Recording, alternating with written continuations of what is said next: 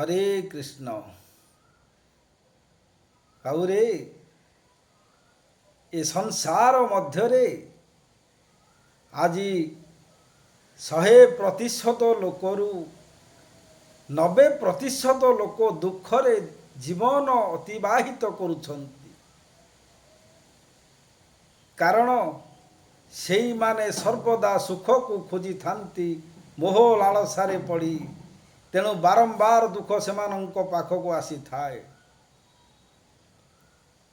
10% लोक सुखरे अछंती ना केमिति ना सेमानंकर कौनसी उच्च आशा न थाए।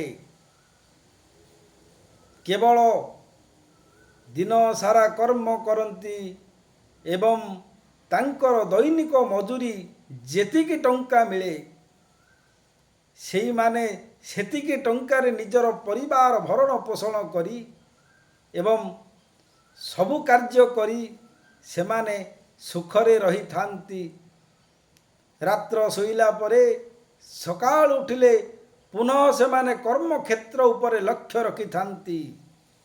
आज तुम माने दुखर कारण काहींकी भोग करुछ।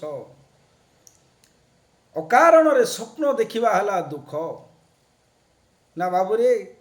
तुमर इनकम गोटे दिन रे 500 टंका आज जड़े 1,00,000 टंका दरमा पाइबा चाकरियाटी मटन केजीए खाइला ताकू देखे ही कि आमे मटन केजी 1000 टंका दे आनिबा तो आवश्यक कौन।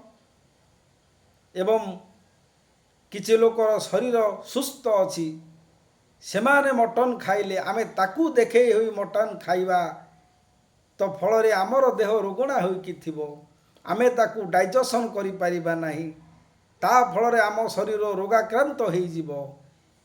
ए भली मनुष्य शरीर को अनेक प्रकार दुख आसे। ए संसार गोटे दुखालय एटी सुख खोजिबा भूल। जेउ लोक सुख खोजी थाए सर्वदा भगवान ताकू दुख ही देई थांती।